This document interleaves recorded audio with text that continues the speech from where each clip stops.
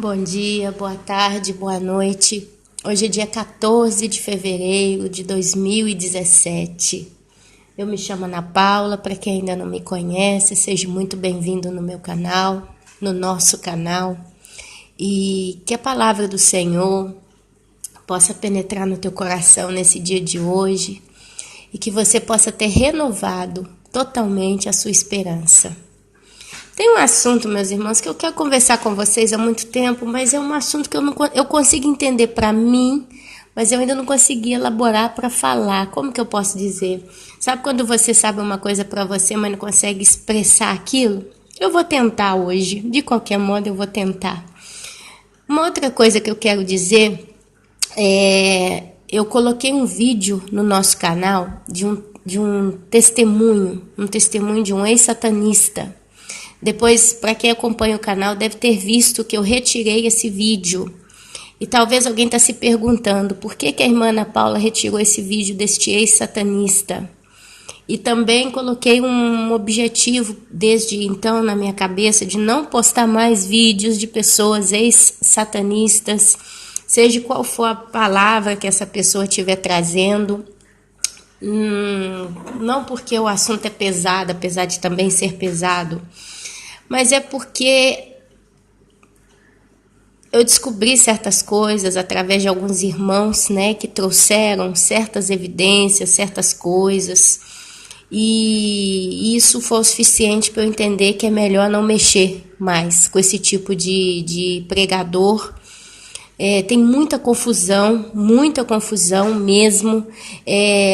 Às vezes um primeiro material, inclusive esse testemunho, eu não estou aqui para citar nome nem nada, mas você pode entender, não é um, não é dois, são vários ex-satanistas, pessoas que dizem que frequentaram a seita satânica por muitos anos, todos eles chegaram a grandes posições lá dentro, e etc, etc, etc, depois eles convertem e eles começam a ensinar, né, como é que é a batalha do mundo espiritual. Eu, Ana Paula, já ouvi muito, já aprendi muito, realmente aprendi muito com eles. Eu não estou aqui para julgar, mas no meu canal eu decidi não colocar mais esse tipo de material. Eu vou citar duas coisas que cada um desses satanistas, ex-satanistas falaram, que foi suficiente para eu decidir, para que ninguém diga, Ana Paula está botando o dedo, Ana Paula está acusando, Ana Paula está isso, aquilo. O primeiro desses dois, eu ouvi de dois ex-satanistas. O primeiro, o que eu ouvi, porque eu vi o testemunho de todos os dois, eu vi várias pregações de todos os dois, mas esse primeiro, que eu decidi tirar de cara, eu ouvi vários, eu passei o dia de domingo, sábado, parte do sábado, ouvindo muita coisa desse moço. Peraí que eu vou beber um chá que eu tô gripada. Perdão, meus irmãos, é porque realmente eu não tô bem, não. Tô gripada. Mas eu ouvi muitos vídeos. E eu falei, meu Deus, se tem alguma coisa que não bate, porque me foi alertado.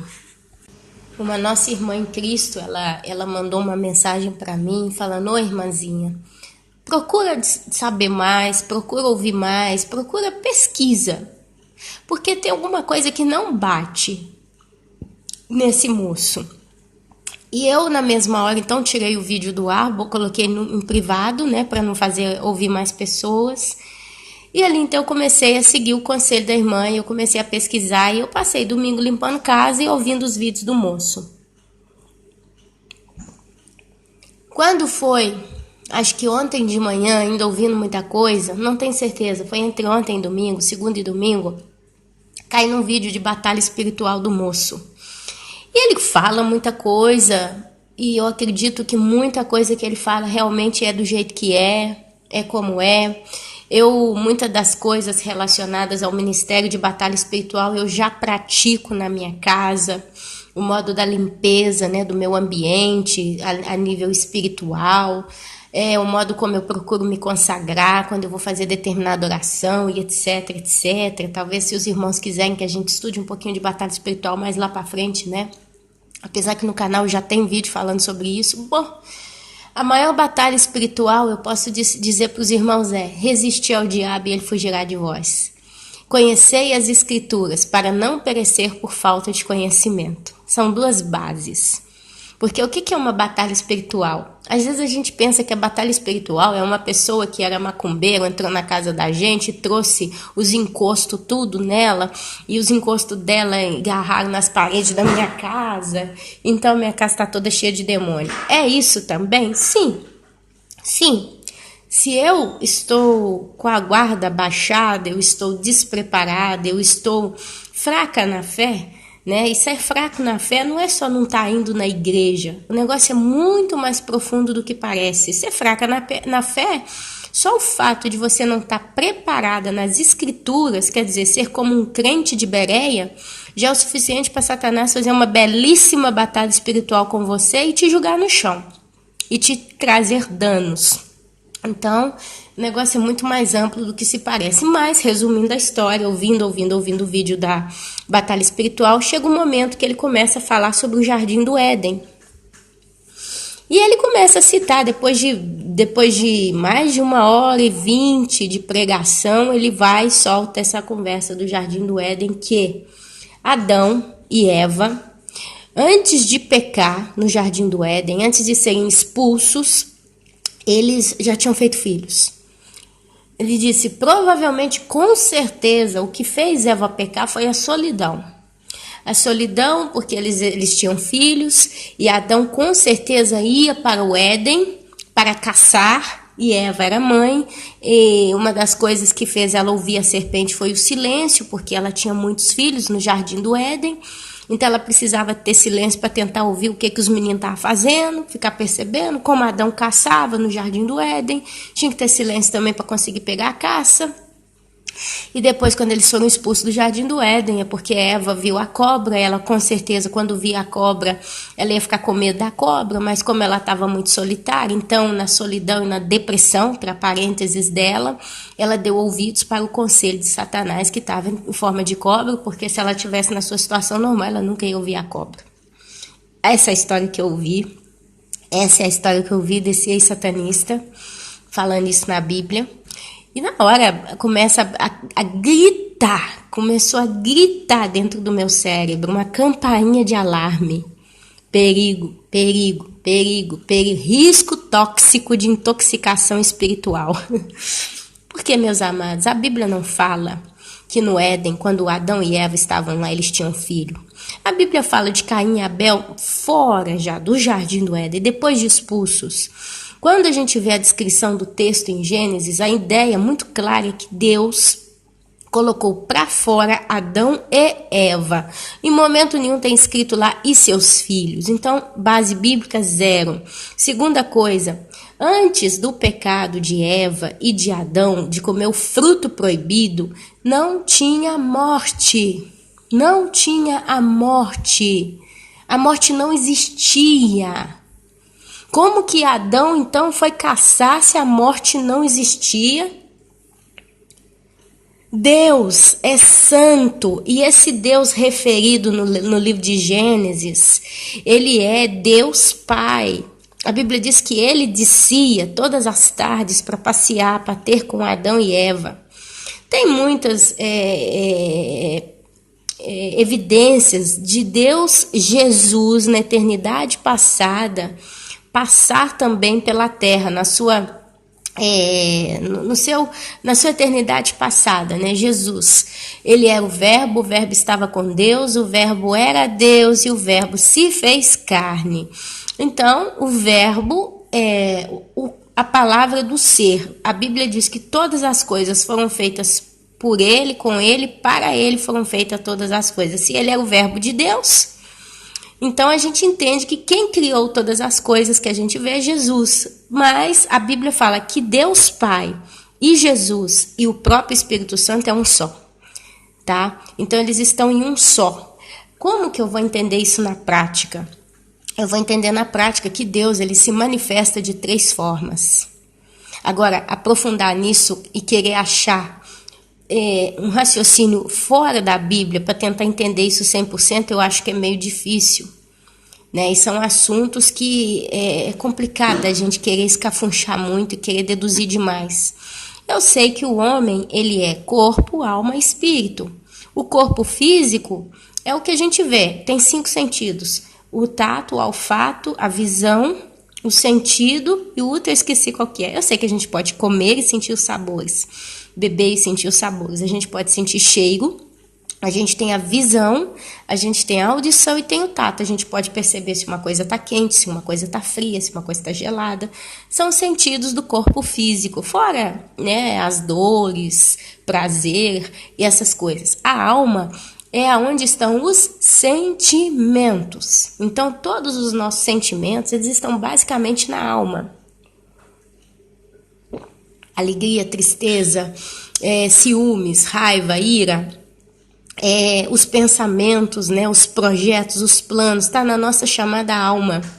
A alma deseja, a alma não deseja, né, ela pega nojo de certas coisas, está tudo na alma, ok?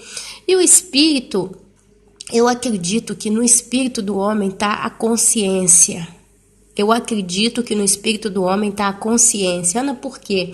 Porque a Bíblia fala que Deus, ele quer que nós o adoremos em espírito e em verdade. Não em alma, não em carne, mas em espírito e em verdade, porque Deus é espiritual. Então a gente só pode adorar Deus em espírito e em verdade.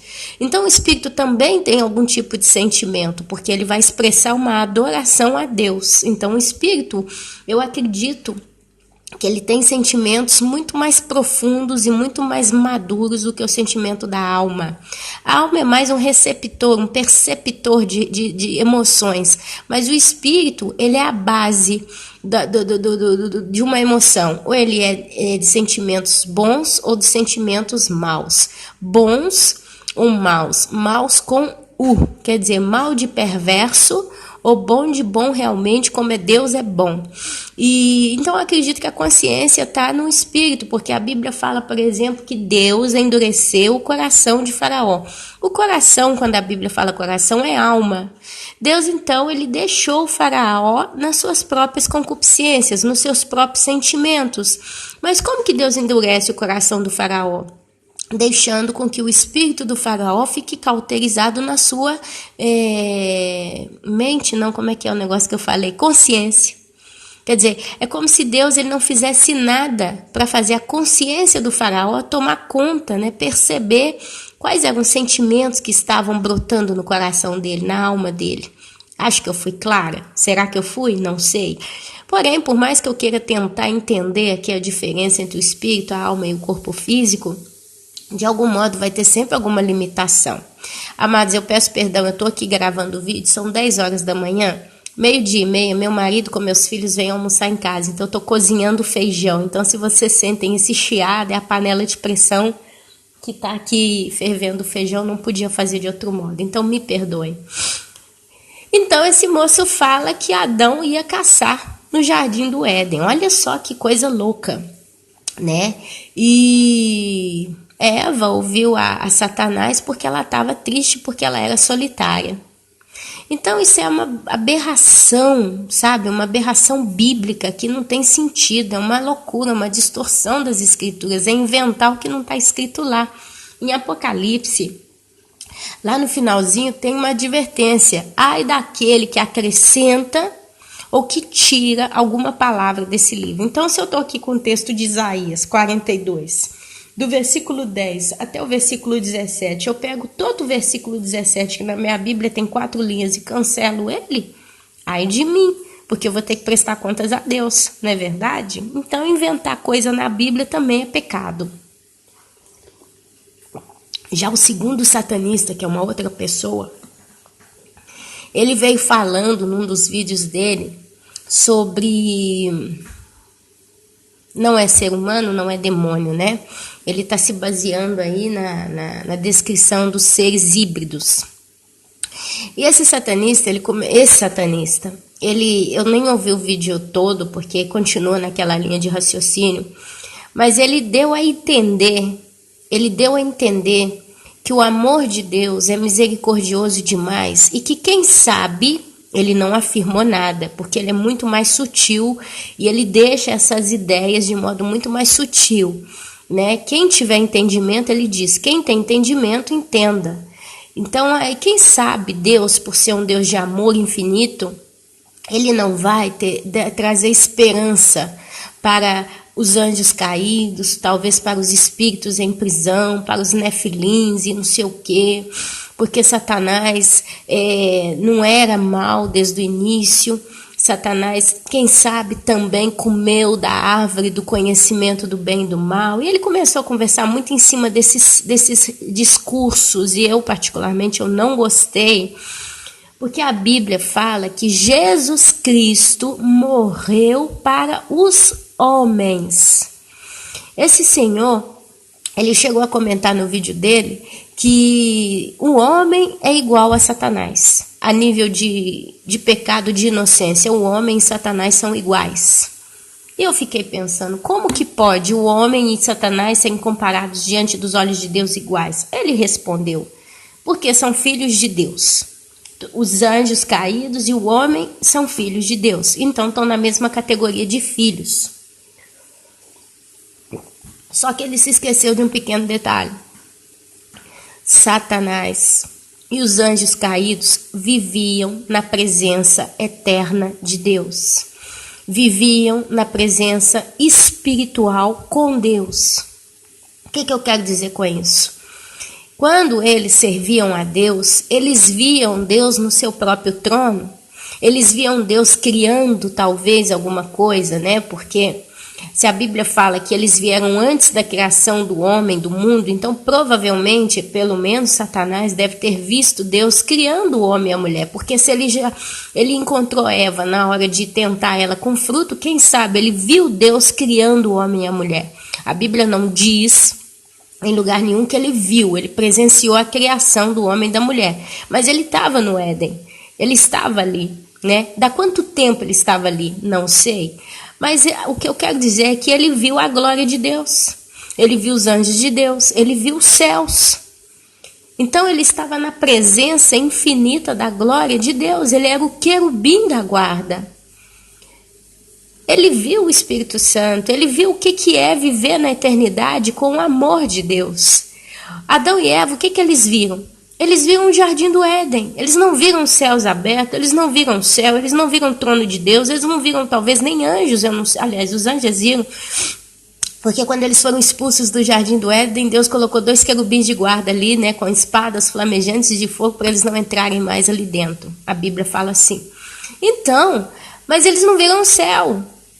Então, assim, o que Adão viu de Deus foi um Deus Pai, um Deus amigo, que se achegava a ele todos os dias.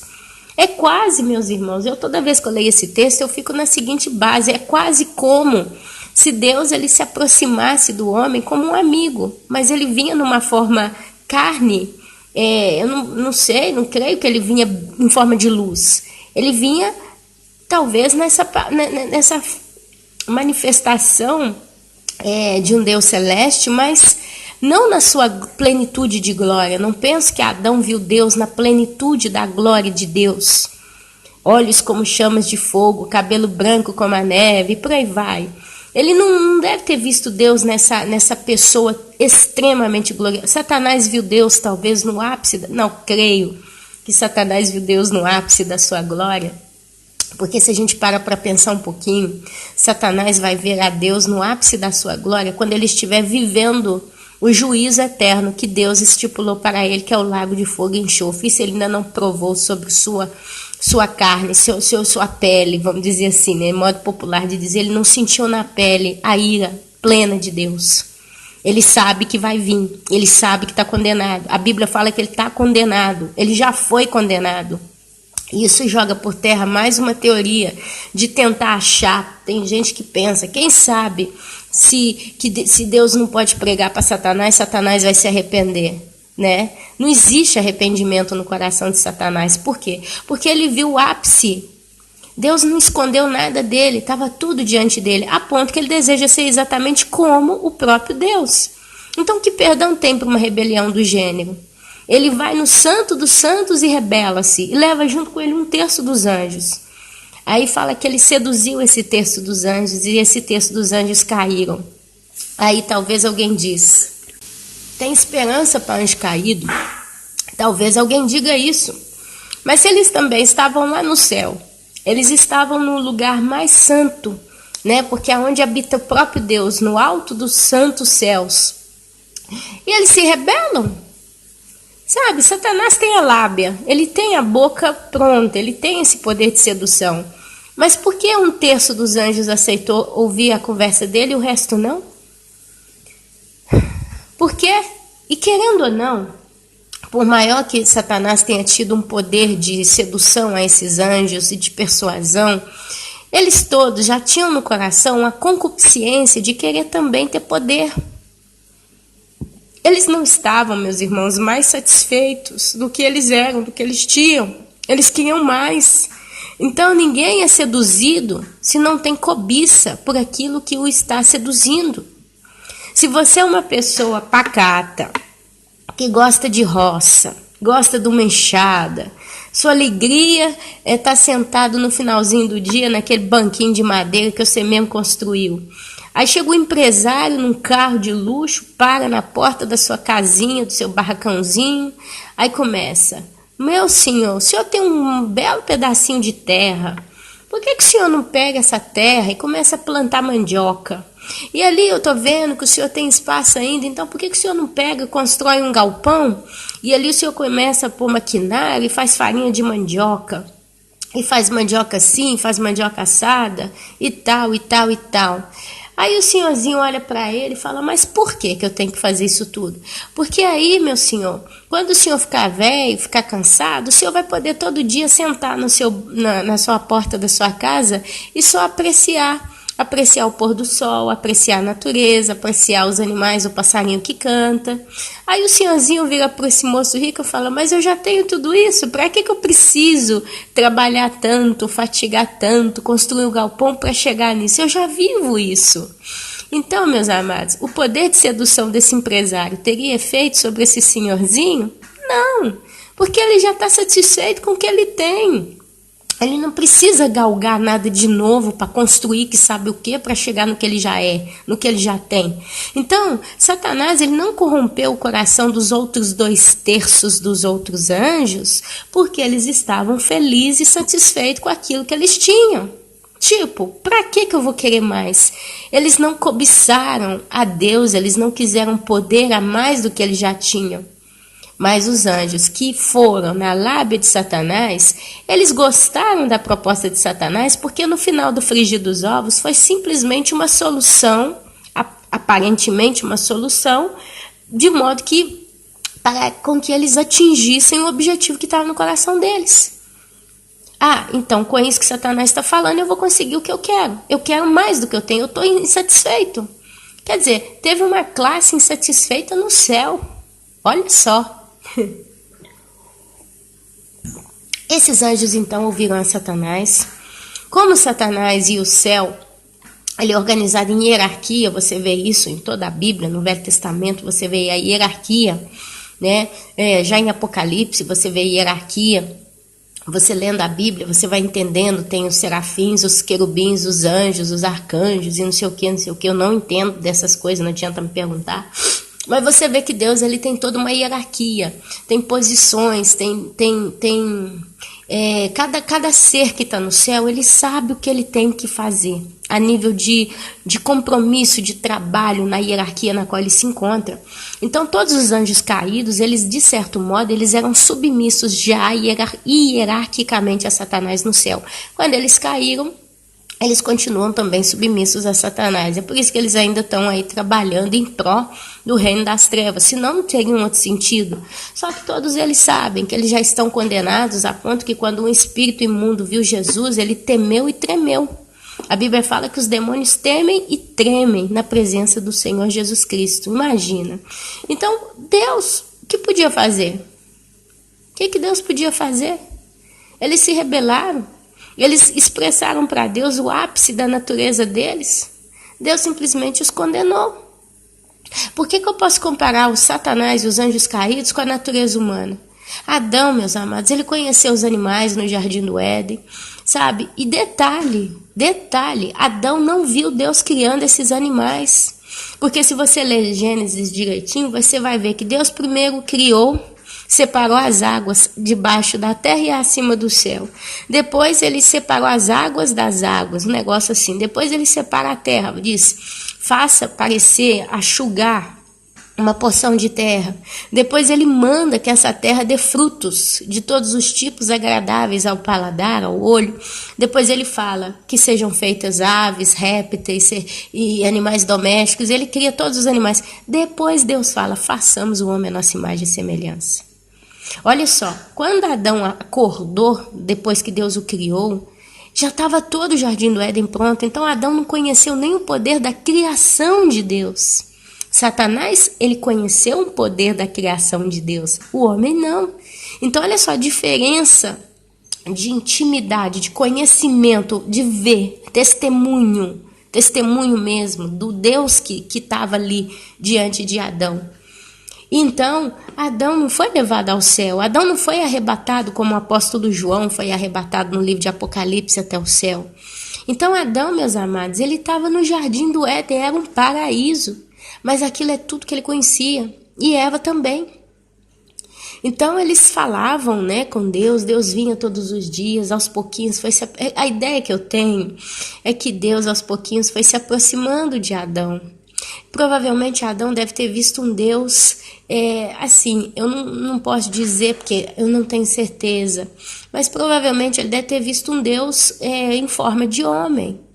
Em forma talvez de um ancião, né, em forma de um rei, vestido de um modo diverso, né, com uma doçura infinita nos seus olhos. Talvez ele viu esse lado de Deus, mas é aquilo que ele viu, meus irmãos. Então, assim, ele então ele cai na sua inocência, na sua ingenuidade, junto com Eva. Quando Eva ofereceu o fruto para ele, né, ela fez de boa intenção e Adão, ele era bom, ele não tinha maldade, ele não tinha pecado nele, sabe? Porém ele foi desobediente, porque Deus advertiu, Deus ordenou que não se comeria daquele fruto, eles desobedeceram. E aí então veio a queda, junto com eles veio a queda de toda a humanidade. E Deus sabia, meus amados, que o homem ainda não tinha nascido, meus amados. A Bíblia fala que por meio deles veio toda a humanidade. Basicamente, nós somos filhos de Adão, né, e de Eva, a ponto que nós carregamos na nossa carga existencial, pessoal de cada um, o pecado original. O pecado habita na nossa carne, é uma maldição. Porque eles se fizeram malditos. Por meio de um, a maldição veio a todos. Então, meus amados, você para analisar a cabeça de Deus nesse caso. Poderia Deus disseminar o juízo sobre todos os homens por causa que um homem pecou? Um homem abriu o portal chamado pecado e morte em toda a humanidade? Será justo Deus simplesmente fulminar já Adão e Eva ali então? Não vou nem fazer nascer mais ninguém, não vou matar os dois, acabou. Deus tinha um propósito, a Bíblia diz que Deus conhece o fim, o início, de tudo, Deus sabe tudo. Inclusive ele anuncia o fim desde o início, tem isso na Bíblia. Então o que Deus faz? Deus ele permite Adão e Eva continuar a viver. Os expulsa do jardim do Éden, porque lá também estava chamada a árvore da vida. E Deus diz, eles já comeram da árvore do conhecimento do bem e do mal. Se eles comerem também da árvore da vida, aí estão perdidos. Por quê? Porque se eles comessem da árvore da vida, apesar de eles terem o conhecimento do bem e do mal, e o mal trazer o pecado, e a condenação do pecado é a morte, mas imagine que então eles iam ali e comiam da árvore da vida, que também estava ao alcance deles. Deus nessa altura do campeonato já não podia mais confiar no homem, digamos assim, né? Ele deu um voto de confiança sabendo que o homem ia comer da árvore do conhecimento do bem e do mal, mas Deus pôs o homem à prova. Foi a primeira vez que Deus provou o homem. Infelizmente o homem não passou no teste, nem o homem nem a mulher. Então Deus pensa, poxa, se eles comerem então da árvore da vida, aí tá tudo perdido. Agora, Ana Paula, por quê? Porque se você pensa comigo, meus amados, a Bíblia fala em duas mortes. Duas mortes. A Bíblia fala da morte física e da morte a morte eterna. A Bíblia fala, não temei aquele que pode matar o corpo, mas temei aquele que pode matar o corpo, e aqui eu falo com as minhas palavras, porque eu não me lembro o versículo, mas também a alma e lançá-la no fogo. A Bíblia fala dessa promessa do lago de fogo e enxofre que arde por toda a eternidade e diz, esta é a segunda morte. Se o homem comesse do fruto da vida no jardim do Éden, após ter comido do fruto do conhecimento do bem e do mal, provavelmente o homem seria eterno. Então o homem, se ele fizesse isso, ele ia entrar na dimensão de Satanás. Porque Satanás é espírito. Ele se personifica, ele se encarna, mas ele é espírito basicamente. Ele veio do céu, ele veio do mundo espiritual. E o homem só pode ser eterno, quer dizer, ele não vai adoecer, ele não vai morrer e tal, se ele comesse do fruto da vida eterna. Aí, onde é que está o pulo do gato? Se o Adão e a Eva, depois de terem pecado, comessem também a árvore do conhecimento, a árvore, o fruto da vida eterna, como que Deus poderia salvar toda a humanidade? Ninguém ia morrer. Ninguém ia morrer. Então Deus ia poder fazer só uma coisa, eu vou mandar direto para a segunda morte. Porque eles estão vivos eternamente, eles estão em pecado, a rebeldia não vai perder, a ponto que a morte foi uma coisa tão importante na vida do homem, que Deus fala sempre em Gênesis, o meu espírito não contenderá com o homem para sempre. Por isso vou estabelecer em 120 anos o seu tempo de vida. Olha aí. Porque o que acontece, Ana, então, com a morte? A morte, ela dá fim à história de cada indivíduo. Ana, mas eu não estou conseguindo entender onde é que você quer chegar, Ana. Você está falando tanta coisa, você começou a falar lá do satanista, né? Quem sabe tinha chance pro diabo. Aqui eu estou tentando mostrar para os irmãos que é complicado Deus comparar o Satanás e seus demônios, seus anjos caídos com a natureza do homem. É difícil, porque cada uma dessas categorias presenciou coisas diversas. Satanás, ele viu mais. A Bíblia diz que a quem mais é dado, mais lhes será cobrado. E será cobrado em juízo no caso de Satanás, porque ele viu tudo. Ou não, tudo eu não acredito, porque se o nosso Deus é um Deus eterno e ele é vida, tem muita coisa ainda que ele vai fazer depois de ter lançado Satanás no lago de fogo e enxofre, e ele vai ser atormentado por toda a eternidade, ele não vai mais presenciar Deus criando nada. Nenhum ser que estiver dentro do lago de fogo e enxofre vai ver a de lá do fogo e do enxofre que arde para toda sempre, o fogo não se apaga e o verme não morre. Então, meus amados, nem Satanás conhece Deus na sua totalidade, mas ele conheceu Deus na sua eternidade passada. Do dia em que ele foi criado até o dia em que ele pecou e até o dia em que ele vai ser lançado no lago de fogo e enxofre, ele conhece a Deus. A Bíblia fala no livro de Jó que ele chegou na presença de Deus para acusar Jó, para tentar arrumar um jeito de destruir a Jó. Não é verdade? Então, ele tem acesso e teve acesso a coisas que Adão e nem homem nenhum teve, meus amados. Os únicos seres humanos que hoje têm acesso ao céu são aqueles que foram levados para o céu. Quem são? São os patriarcas, são as pessoas que morreram antes de Cristo e foram descansar no chamado seio de Abraão. São as pessoas que morreram depois do nosso Senhor Jesus Cristo e foram para o chamado paraíso, foram assuntas aos céus. São essas as pessoas que estão no céu. E hoje eles veem o que Satanás viu um dia. Mas ainda assim, essas pessoas não viram Deus na sua eternidade passada, antes da criação do homem. Não sei dizer se no céu tem um banco histórico em que as almas que estão ali, elas podem pôr uma fita cassete num DVD e assistir o filme de Deus na eternidade passada. Mas ainda assim, nenhum ser que existe, a não ser Deus, o Espírito Santo e Jesus Cristo, conhecem a Deus na eternidade futura. Deu para entender a diferença? Como que Deus pode tratar Adão e Eva no mesmo nível de tratar Satanás? Se a Bíblia diz que Deus é justo, ele não pode tratar diferente, igual. Porque não foi dado o mesmo para um ou para outro. Cada um recebeu uma situação, uma visão, uma realidade diferente.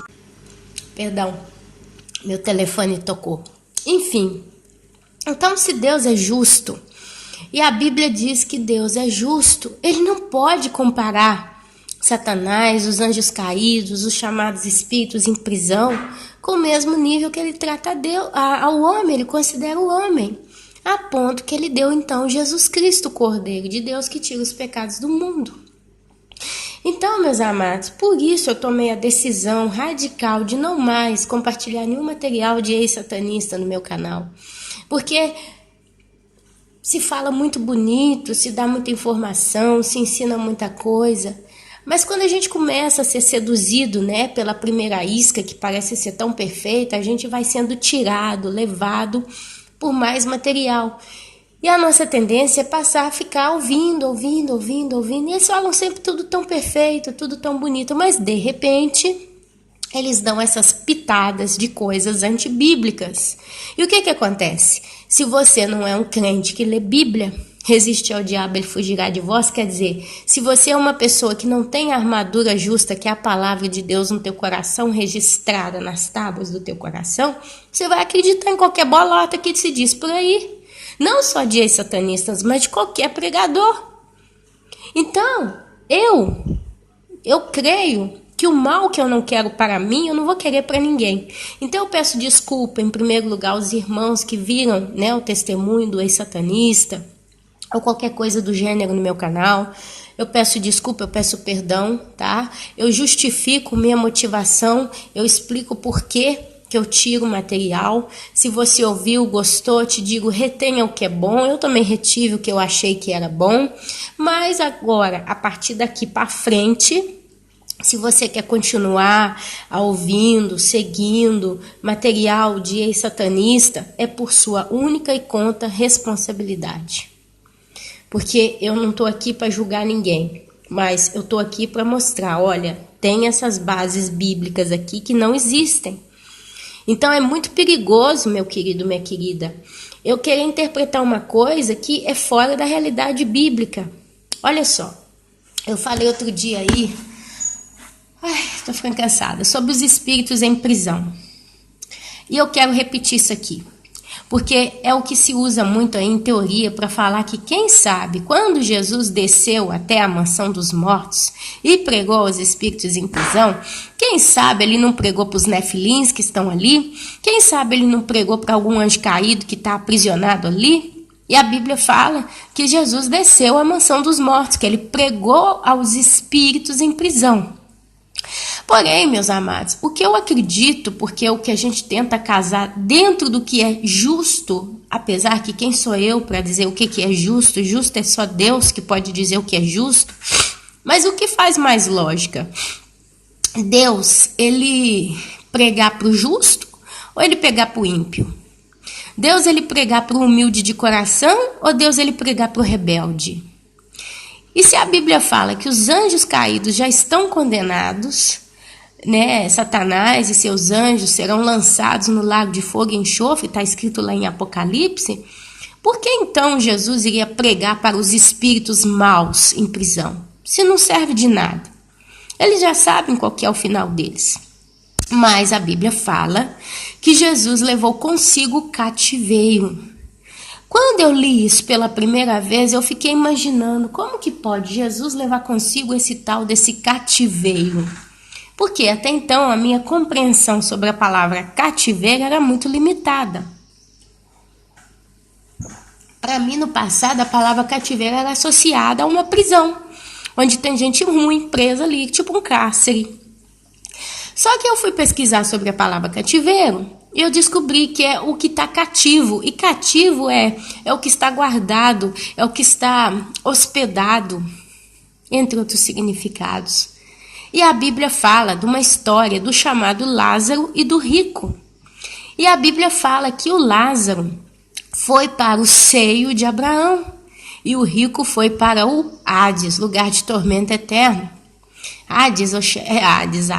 Eu não quero ficar falando palavra que eu não conheço aqui 100% para não me confundir, porque eu confundo. Eu já tive muito conflito esses dias sobre essas palavras aqui. Mas, seio de Abraão e inferno, chamemos assim.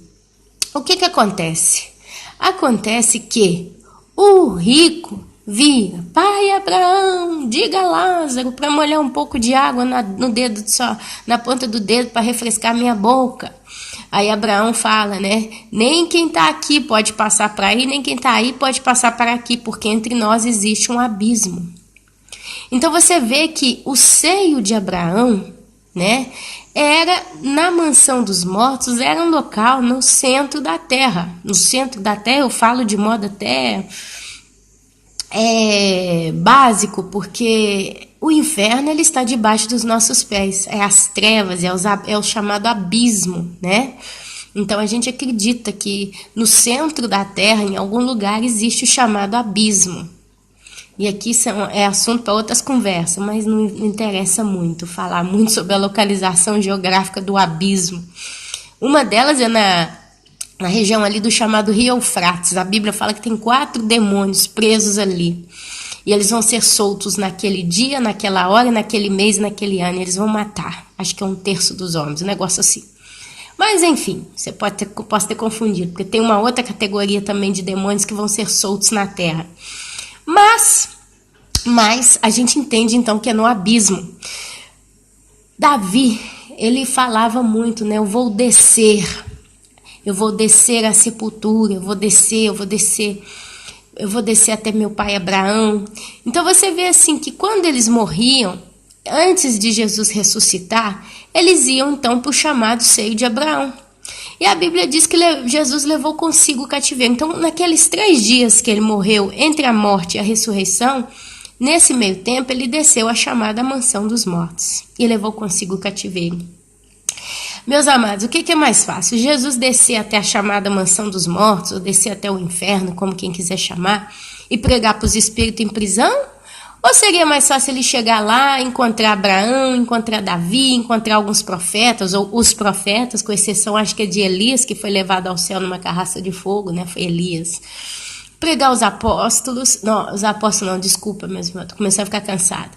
Pregar os patriarcas, pregar Esther, Ruth, pregar todas essas pessoas e pegá-los e levá-los consigo para o céu? Levar o paraíso consigo? A Bíblia diz que ele levou foi o cativeiro inteiro. Ele não levou só os santos ali dentro, ele levou foi o cativeiro inteiro. Quer dizer, o chamado seio de Abraão foi assunto aos céus com Jesus. Olha que coisa linda. Então é mais fácil ele ir lá e dar uma rodeada ali e pregar para os espíritos maus. Esses espíritos, meus amados, são os mesmos que foram os anjos caídos. É claro que no meio deles tem os chamados nefilins que nasceram no cruzamento dos filhos de Deus com os filhos dos homens. Quer dizer, as mulheres da terra com os anjos caídos tiveram relação e tiveram filhos chamados nefilins. Tem também os Anunnakis e tem outros nomes por aí que a gente vai descobrindo. E aí falam que eles tinham anomalias. Teve um período na Bíblia que acho que foi alguns generais de Davi mataram um gigante que ele tinha 6 dedos nas mãos e nos pés. Ele tinha uma cama de mais de 4 metros de comprimento, largura, sei lá. E eles mataram. Davi matou Golias. Golias não é um ser humano normal, ele é uma espécie de um nefilim. Ele era um ser híbrido. Esses espíritos desses seres foram para a prisão, foram para o abismo, sei lá para onde que foram. Então, Jesus ia lá pregar para eles? Se eles tinham no seu DNA a genética dos anjos caídos, anjos que fizeram as suas escolhas de se rebelar contra Deus, Deus não aceita o coração rebelde, Deus não aceita o coração do iníquo, o coração do perverso. Então fica difícil a gente querer colocar essa teoria de que, quem sabe, Jesus foi pregar para espíritos nas prisões para que eles então vão se arrepender e vão ser salvos no último momento. É muito mais simples e se enquadra de modo muito mais claro Jesus pregando para os espíritos em prisão de Abraão, de Davi, de Daniel, Sadraque, Mesaque, Abdenego, Esther, Ruth. Porque se pregar eis-me aqui, A promessa que vocês quiseram ver e profetizaram por tantos anos e não viram. Você vai ver Isaías capítulo acho que 53 falando de Jesus. E eles desejaram ver e não viram. Eis-me aqui, está se cumprindo. Eu ressuscitei. Eu vim na terra, eu morri, eu estou aqui, eu vou levar vocês comigo. A promessa de ver o rosto de vocês resplandecer diante do meu Pai chegou. Não é mais fácil, meus irmãos. Então, assim, a gente tem que ler Bíblia, sabe? Eu, Ana Paula, particularmente, eu vou tentando sempre puxar para o lado mais coerente, lógico e justo das coisas. São pessoas que morreram acreditando na promessa da vida eterna. São pessoas que morreram acreditando em ver a Deus, em ver o Cristo, o Cordeiro preparado. Eles profetizaram, eles anunciaram a vinda de Jesus. Então, a ideia é essa. É mais fácil acreditar, porque Deus é justo. Então, meus amados, posso estar errada, porque eu não estou aqui colocando teoria e batendo o pé e falando que é isso. Em momento nenhum eu farei. Mas eu posso dizer que é mais coerente. E eu quero dizer o seguinte, Jesus ele falou do fermento. E eu fiz pizza durante um tempo na minha vida. Fiz pizza para pizzaria. E eu posso dizer para vocês, a quantidade de farinha, de água e de todo o empasto, comparada à quantidade do fermento que eu colocava, era de uma proporção muito diversa. Era muita farinha, eu colocava o quê? 6, 7 quilos de farinha para um cubinho do tamanho do meu dedo pequeno de fermento. E aquele fermento levitava toda a massa. Se você é uma senhora que já fez algo com fermento, você entende o que eu estou dizendo. Se você vai fazer um bolo, você precisa pôr o fermento. Você coloca, por exemplo, 3, 4 colheres de farinha e uma colherzinha de chá, de pequenininha, de fermento. Ou não, um saquinho pequenininho, uns 30, 40 gramas de fermento. As proporções são menores, mas nem por isso o fermento é por menor em seu efeito. É como se na hora que a coisa fosse gerar o efeito fosse o contrário. É porque é o fermento que faz a massa crescer. E ela cresce 2, 3 e talvez até 4 vezes mais do seu tamanho natural, dependendo da quantidade de fermento. Jesus ele dizia para o povo, tome cuidado com o fermento dos fariseus. Porque o que acontece? Eles vêm com 99% de verdade e a gente tende muito a dar credibilidade, porque são pessoas que muitas das vezes já provaram, já viveram coisas sobrenaturais. Então você fala, uau, eles conhecem mais do que eu. E às vezes conhecem mesmo. Só que infelizmente é o que eu achei, muitos irmãos têm achado, a pitadinha do fermento. Quer dizer, quando você praticamente está ganho, você já está seguindo os ensinamentos de um certo preletor, ele lá na frente, quando ele vê que você já está na ponta da mira dele, que você já está seduzido, você já acredita em tudo que ele fala, aí ele lança o fermento. Sabe, meus irmãos, tem um perigo tão grande na gente bitolar em certos assuntos. Eu aprendi isso e eu passo para frente. Nós, como cristãos, temos que aprender uma coisa. Não tem mais tempo da gente querer aprender certas coisas, mas o tempo que nós temos é de aprender a não pecar. O tempo que nós temos hoje é o único exclusivo de dedicar à santidade, como ser santo, como salvar o seu próprio couro, como orar por aqueles que estão ao nosso redor, como dar o testemunho, pregar o evangelho. Então eu preciso dedicar 99,9% do meu tempo em investir na colheita que está breve. A colheita se aproxima, Jesus está voltando e está voltando mesmo. Então eu preciso agora apertar o pé, apertar o passo e me dedicar a aprender sobre as profecias, a entender a Bíblia, a entender as Escrituras. Eu preciso conhecer a Deus. Principalmente porque a Bíblia fala na parábola das 10 virgens, que 5 tinham o azeite extra. Elas tinham a palavra, mas elas tinham azeite na lâmpada e tinham também azeite extra. Então o meu tempo hoje é de caçar azeite, falando de um modo muito tamarro, né? Um modo muito caipirão, mas é a prática. O meu tempo hoje, então, é de caçar azeite. Mas se eu paro e vou ler um livro que me conta como é que é o reino das trevas e todos os detalhes e como é que são os sacrifícios feitos dentro de não sei o que, da macumba, e começa a escafunchar esses negócios ao pé da letra e quero aprender, porque eu falo por mim. Eu queria ler isso porque o mundo oculto, ele nos atrai, meus irmãos, não adianta. O que é o mundo oculto? É um mundo escondido. O homem, ele tem uma predisposição a ser atraído pelo sobrenatural, porque nós temos a parte no mundo sobrenatural, porque nós somos feitos também de espírito, e o nosso espírito, ele nos liga ao mundo espiritual, seja com Deus ou seja com o diabo, mas o espírito do homem, ele tem que estar ligado, ou lá ou cá, ou então ele está neutro, dormindo do tudo, cauterizado. Talvez são essas pessoas que vivem a vidinha delas, tá tudo bonzinho, tá tudo certinho, não são pessoas ruins, não são pessoas que estão em macumba, estão em satanismo, estão em maçonaria, talvez são pessoas que às vezes vai até na missa uma vez por semana, ou vai num culto, são pessoas que estão em casa, não fazem mal a ninguém, não veem pornografia, não veem vício, não tem nada de errado com a vida delas, mas aí você vai falar de Deus com elas não quer saber de Deus, não quer saber de diabo, não quer saber de fazer maldade com ninguém, são as pessoas neutras.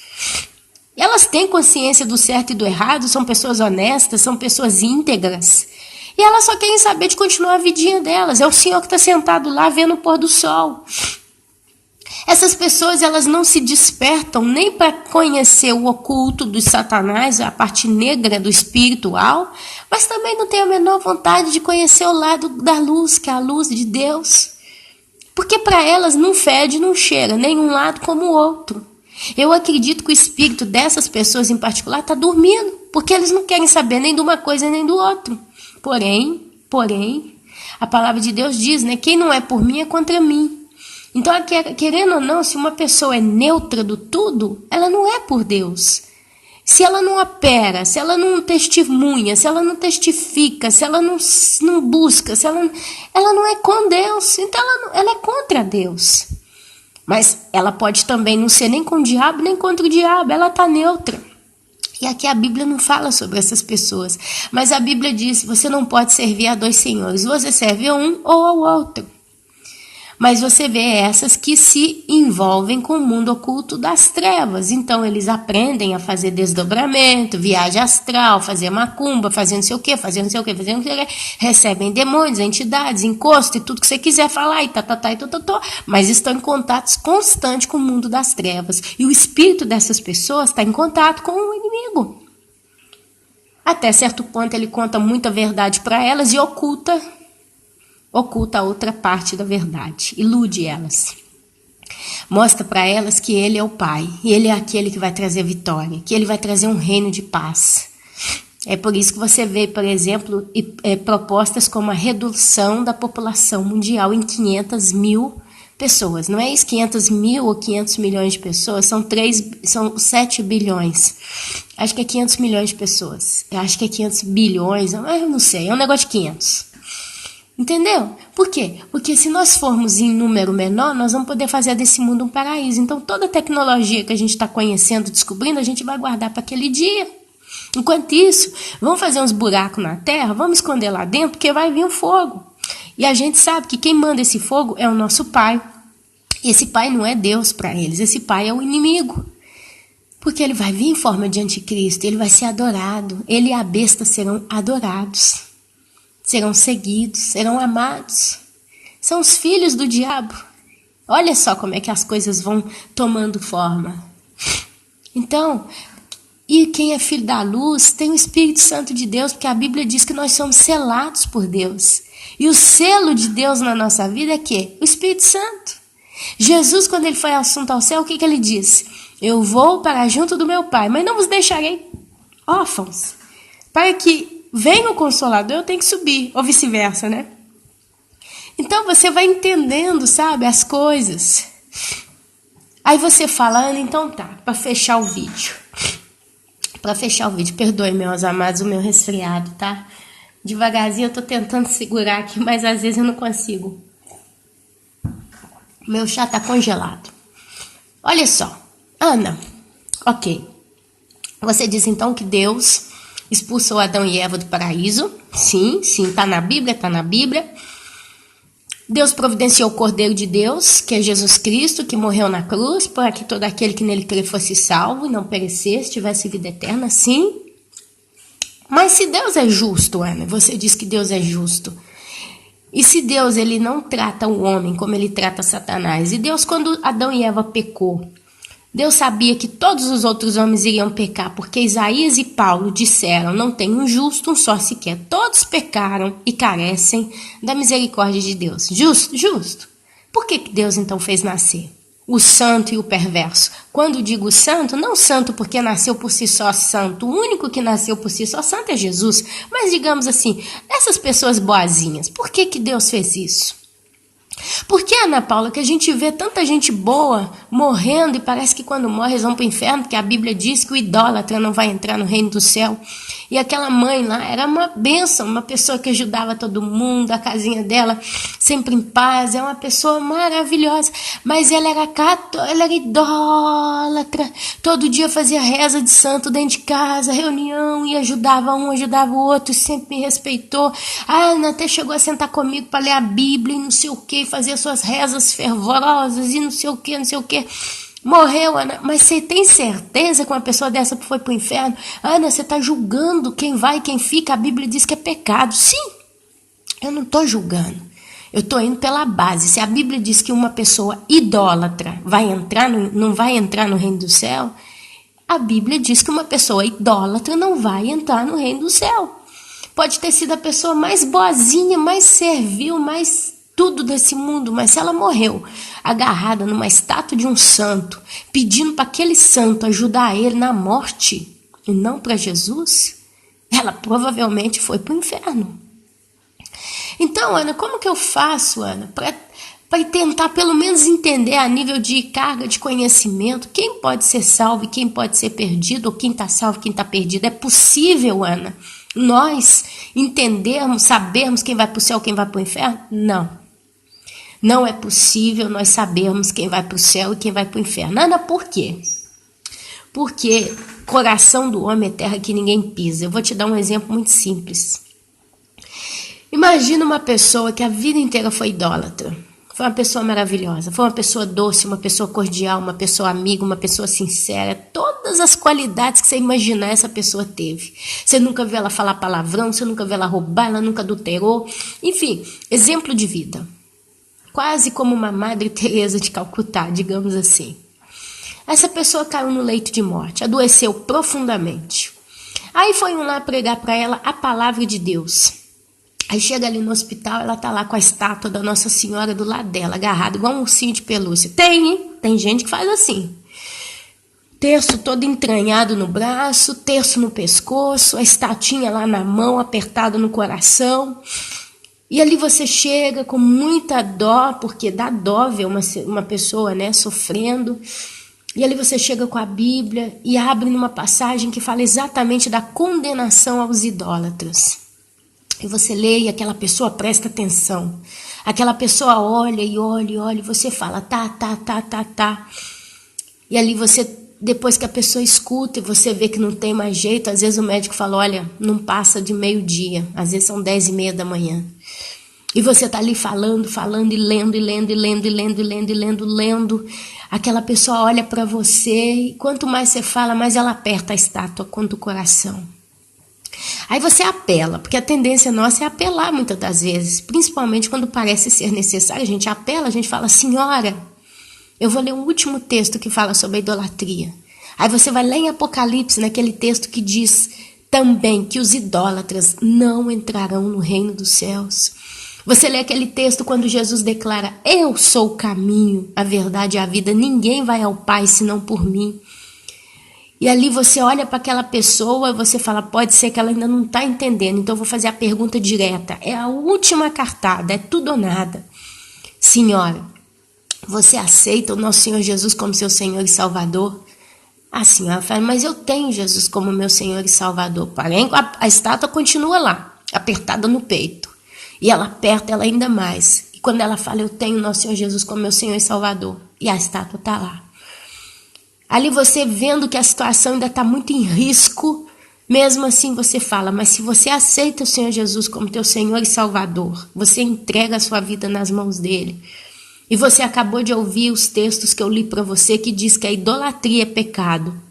Tem olhos, mas não veem, tem ouvidos, mas não ouvem, tem pés, mas não caminham, etc. E quem os ama é igual a eles. A senhora pode entender que essa estátua que a senhora está abraçando é um ídolo? Aí essa senhora olha para você e ela vai ter duas reações, duas possíveis reações. Já muito doente. A primeira reação que ela pode ter é ela olhar para aquele ídolo, ela olhar para você, ela olhar para o monitor lá que está monitorando a vida dela. Então falar assim, larga o ídolo, deixa a estátua girar na cama, e você pode pegar aquela estátua, botar do lado, aquela senhora tirar o terço, ou talvez ela olhar para você como quem diz, o que eu tenho que fazer? Então você vai e orienta, tira esses terços, tira essa estátua, renuncia à idolatria na sua vida, coloca somente a pessoa de Jesus como seu único e exclusivo Salvador. Às vezes, meus amados, nos olhos dela, ela vai estar realmente tão convencida, tão certa que é a coisa que ela tem que fazer, apesar de contrariar tudo que ela creu por tantos anos, mas ela vai dar um passo de fé. Ali, meus amados, você tem a maior convicção, ela foi salva.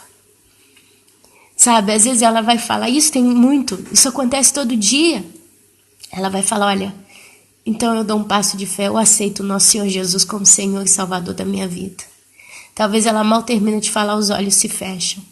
Vocês podem ter certeza que essa mulher foi para o céu. Porque ela renunciou no último segundo. E Deus conhece o coração do homem. Mas imagina a segunda hipótese. Você faz as mesmas perguntas, ela olha para você, ela baixa o olho e aperta a estátua ainda mais. Aí você ainda fala, minha senhora, essa estátua é só um ídolo, ela não vai poder fazer nada por você. Essa estátua está te condenando a uma morte eterna, ao inferno. Às vezes você apela do tudo. Aí ela vira para você e fala, mas é a mãe de Deus, eu não posso abandoná-la, eu não posso crer. Ela fez milagres na minha vida. Você está falando de palavras, eu estou falando de experiências que eu tive na minha vida espiritual. Eu não posso aceitar isso. Eu não idolatro essa estátua. Eu sei que Jesus é o meu Salvador. Mas eu não posso abandonar a mãe dele, como se a mãe dele estivesse ali doente com ela, né? A mãe de Jesus, Maria, já está no céu, já está gozando da eternidade. Mas às vezes essa pessoa é tão bitolada naquilo. E aqui, meus amados, foge do confim da ignorância para a rebeldia. Sabe, é a ignorância caminhando junto com a obstinação da rebeldia. Porque é a hora que a pessoa, mesmo ouvindo as escrituras e você provando e provando página depois de página para ela, a condenação eterna, aquela pessoa continua batendo na mesma tecla até o final. Eu nasci assim, eu morro assim. Foi assim que foi me ensinado.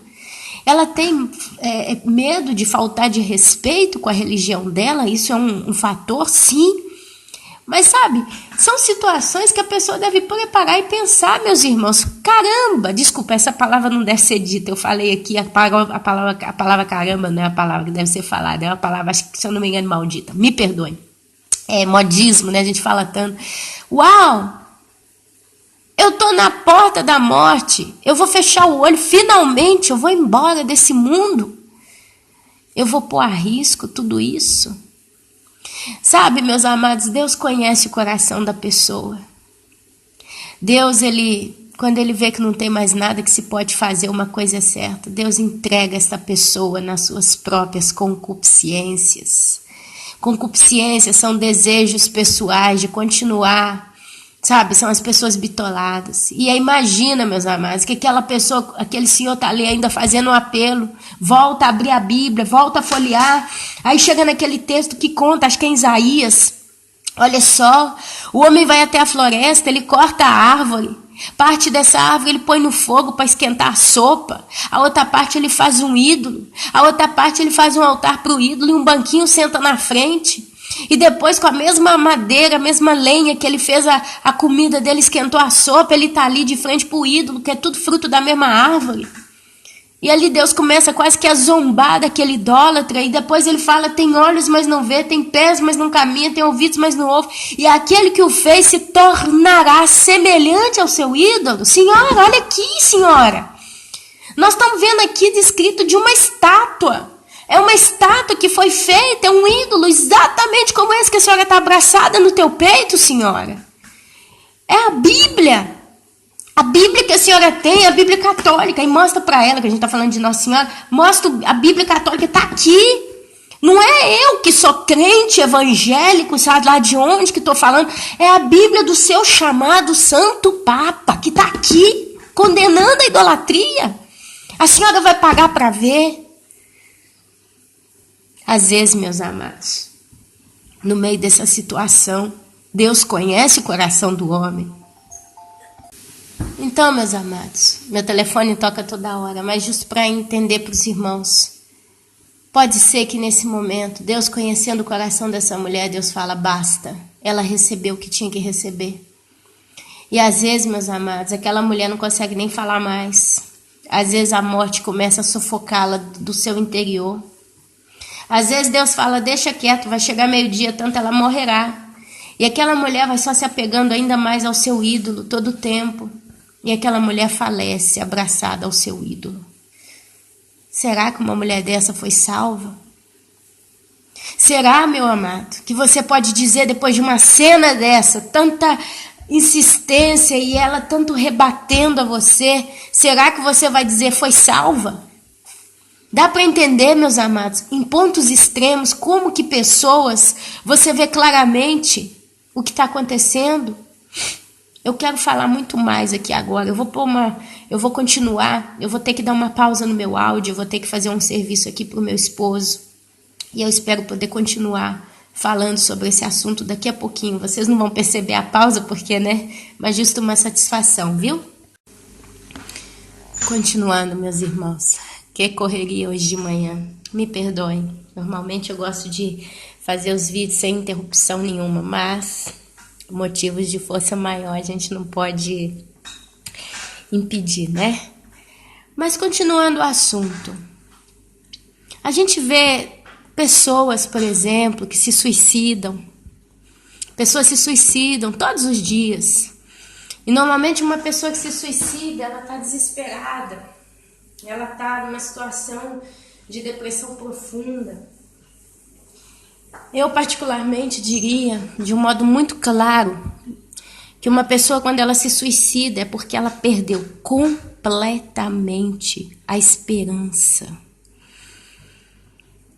Porém, tem pessoas que se suicidam porque elas acharam verdadeiramente a esperança. Um exemplo é aquele louco, há muitos anos atrás, que teve uma seita e ele levou o povo para um país fora dos Estados Unidos, uma espécie de uma fazenda muito grande. Ele levou os seguidores todos ali e ali ele doutrinou por um tempinho, um negócio de dias, e ali então ele decidiu, depois que ele fez uma comunidade, ele decidiu matar todo mundo. Falou, nós vamos morrer porque nós vamos para o céu. Chegou a hora da gente ir para o céu, não sei o que ele arrumou, que tem vídeos no YouTube, tem vídeos, tem fotos deles, fizeram um veneno, não sei como é que eles arrumaram um veneno, e ele fez todo mundo tomar o veneno. E quem queria fugir de lá era morto.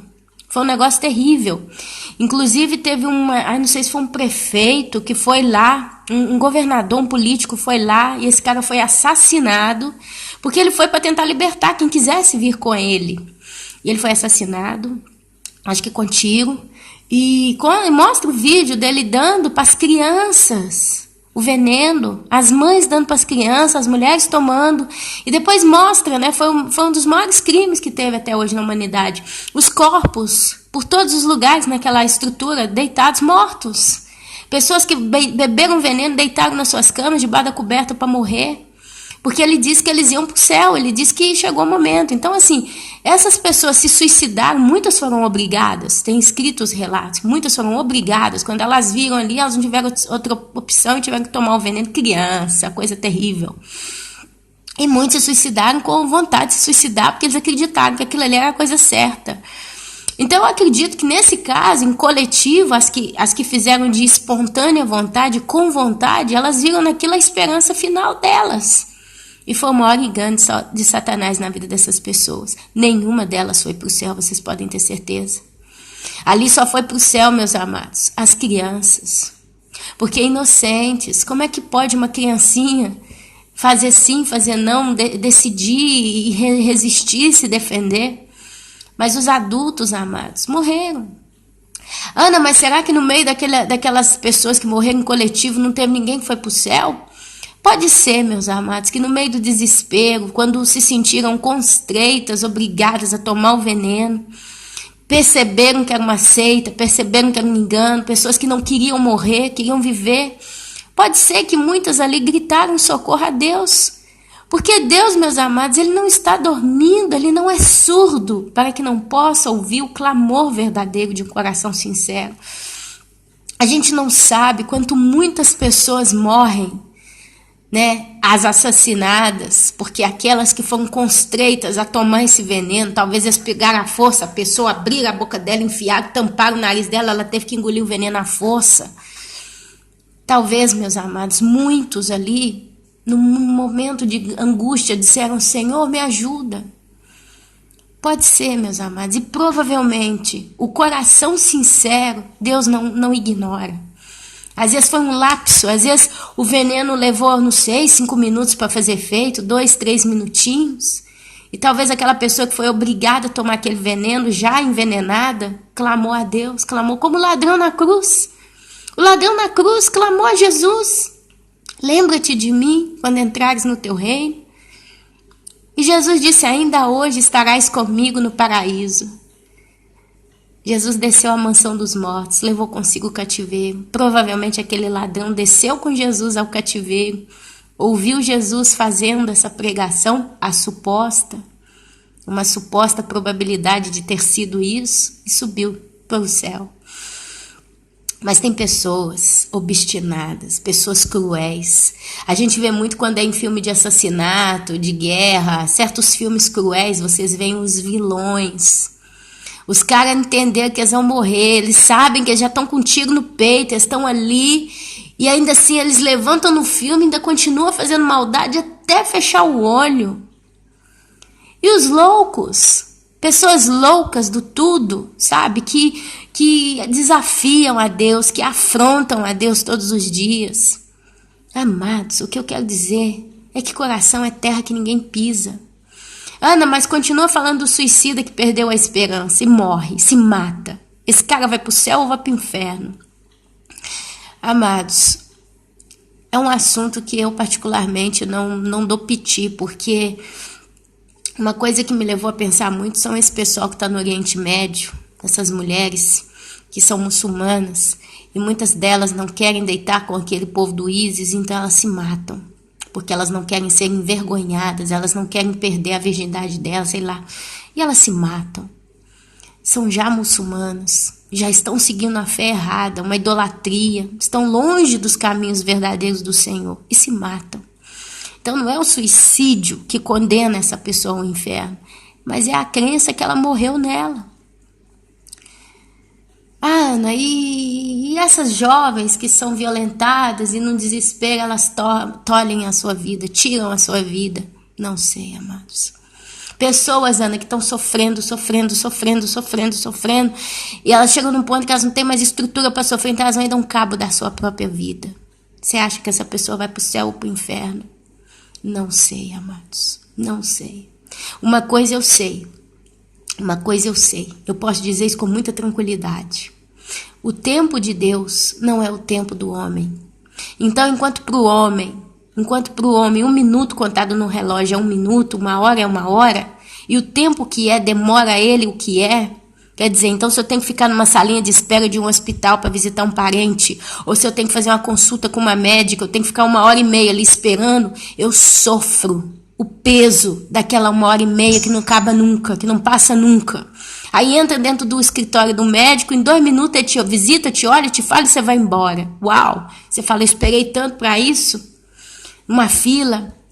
Mas o tempo de Deus é atemporal, é eterno.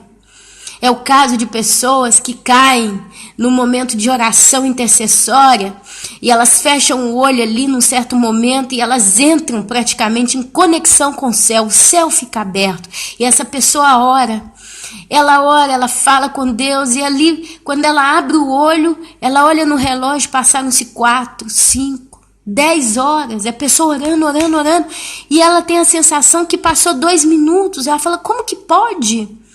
Eu orei tanto tempo assim, não percebi. Por que eu estou dando esse exemplo? Por que eu estou dando essas pitadas daqui, dali? Porque o tempo de Deus não é o mesmo tempo do homem. Então, às vezes, 1 minutinho, talvez até menos, é o suficiente para Deus salvar uma alma.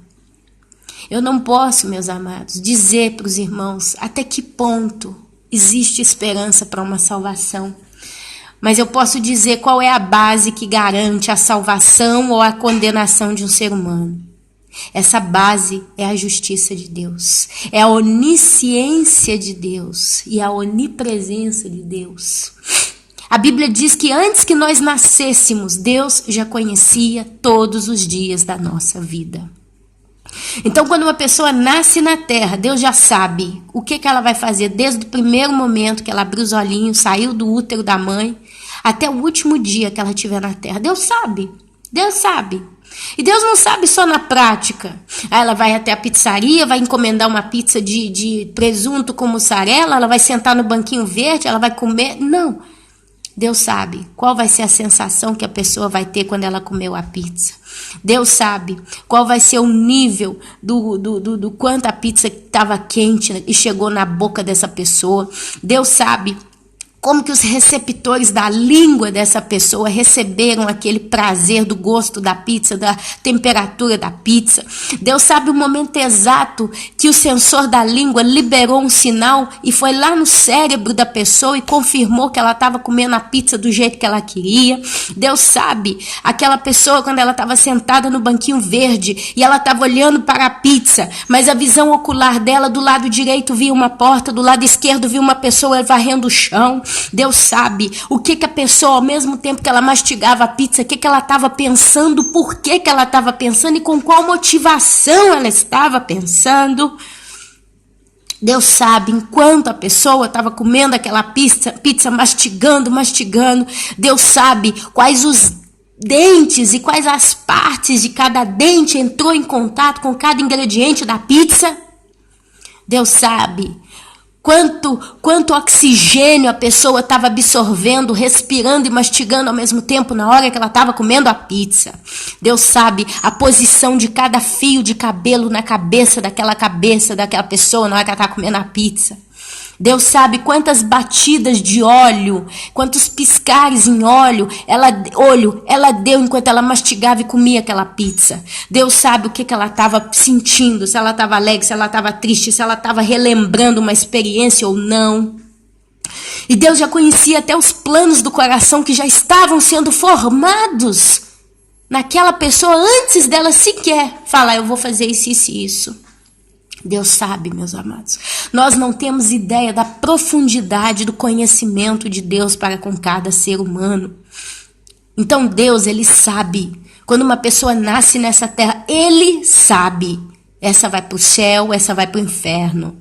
É por isso que Ele designa como vasos para a ira e vasos para a honra. A Bíblia fala que Deus ele fez os seus vasos para a ira. Isso, em palavras curtas, significa que Deus criou pessoas que vão direto para a destruição, que não vai ter salvação para elas. Elas vão viver talvez 99 anos nessa terra, mas vão terminar no inferno. Aí você fala, poxa, Ana, se Deus tem essa consciência assim tão profunda, coisa que nós nem imaginamos, são insondáveis os pensamentos de Deus. Já dizia Jó, que os pensamentos de Deus são insondáveis. Significa, o que é sondar uma coisa? Às vezes, quando eles vão passar um fio, um cabo elétrico na casa nova, eles pegam uma coisa que se chama sonda. E eles vão enfiando essa sonda no tubo, naquele tubo de plástico, para que aquela sonda passe e saia do outro lado, no outro quarto. E aí eles amarram um fio no cantinho do outro lado da sonda e depois do outro lado eles puxam o fio, passa. Sondar um terreno é quando eles fazem uma análise de que tipo de terreno é, o que é esse terreno. Então sondar, meus amados, é escafunchar, é analisar, é fazer uma busca profunda. Me faltam palavras. Mas o coração de Deus é insondável, quer dizer, homem nenhum pode entender, conhecer e sondar o coração de Deus, mas Ele conhece e sonda os nossos corações. A Bíblia diz que Deus é tão sábio que no conhecimento dele Ele consegue separar a alma do corpo, a medula da alma. A Bíblia fala da medula da alma, porque a medula é a parte no corpo, ou a parte é uma das partes, né? Não sei dizer, não entendo dessa parte, mas eu sei que a medula ela está ligada na coluna. E a coluna ela é aquele cabo principal que leva para o cérebro todos os fios de terminação nervosa do nosso corpo. É por isso que quando uma pessoa quebra a coluna, dependendo da parte da coluna que ela quebrou, a pessoa fica entrevada numa cama. Porque ela cortou aquele receptor que ia lá para o cérebro e dava a ordem para a pessoa caminhar. A perna da pessoa está sadia, está tudo perfeito, mas aquele fiozinho, aquela conexão foi rompida. Então a pessoa ficou inativa, não pode mais sentir dor, não caminha, não faz mais nada, virou um vegetal. E a Bíblia fala que Deus separa a medula da alma. A alma, centro dos nossos sentimentos, e a medula é a parte que colega o sentimento da alma ao sentimento da carne. E Deus, ele consegue penetrar em cada pedacinho. E ele vai desfacelando, ele vai analisando, ele vai esmiuçando, ele vai lendo cada detalhe. O conhecimento de Deus é infinito. Então Deus, ele sabe quem vai para o céu, quem vai para o inferno antes que nasça. A Bíblia fala que antes que nós fôssemos, bordados, né, de modo assombroso no útero da nossa mãe, Deus já sabia todos os nossos dias. Deus sabe. Ele sabe quantos fios de cabelo nós temos na nossa cabeça. E por aí vai. Então você me pergunta, só para eu fechar o vídeo, Ana, então por que uma pessoa vai para o céu e vai para o inferno? Deus tem consciência disso? Se a Bíblia diz que Deus é amor, por que ele permite essa situação? Não era mais fácil ele simplesmente não fazer a pessoa nascer? Tem um momento que diz que o espírito volta para Deus quando o homem morre. Ora, Ana, se o espírito volta para Deus, significa que o espírito veio de Deus. Então, de um modo muito louco, quase que dá-se a entender que Deus ele já tem os espíritos de cada ser humano prontos. E ele simplesmente sopra o fôlego da vida em cada um. Então a pessoa nasce. Ela é concebida no útero, num útero de mãe. E ali Deus sopra o fôlego da vida e gera aquele espírito colegado com aquela alma, colegado àquela vida, aquela pessoa nasce e vive. E se aquele espírito volta para Deus, então, e se nós somos imagem e semelhança de Deus, então, de certa forma, nós, apesar de morrermos nessa terra, já somos eternos. Nós já somos eternos. Nós não vamos fechar o olho deste mundo e vamos ser desligados do tudo. Acabou, basta, acabou. Stand by, finito. Nós vamos abrir o olho numa nova realidade de vida ou de morte. Então nós, por mais que a gente está doente, calejado, cansado, etc, nós já somos eternos. Então significa que Deus, ele precisa de um mundo, de uma vida, de uma realidade justa. A Bíblia diz que é justiça eterna. Ele é o rei da justiça eterna.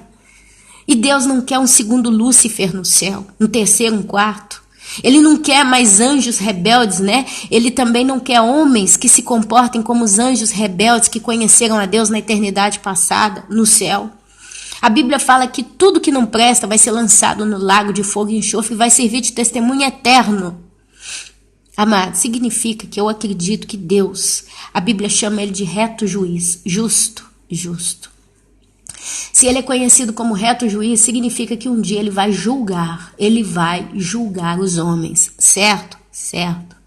Ora, meus amados, se Deus, ele vai julgar os homens, Ele precisa ter provas, evidências no seu tribunal para julgar os homens. A Bíblia fala que no dia do julgamento, está lá em Apocalipse, vão ser abertos livros, mais livros e um outro livro, e o livro da vida. E aquele que não tiver escrito no livro da vida, não entra no céu. Vai ser lançado no inferno, lá de fogo e enxofre, no caso. Destino final. Significa, meus amados, que quando uma pessoa no grande trono branco, que está lá no capítulo, acho que é 21 ou 22 ou 20, me perdoe. Está entre o 20 e o 22 de Apocalipse, o grande trono branco, significa que a pessoa, quando ela chegar ali, primeiro ela vai ter saído do inferno. Ela vai ter saído do inferno.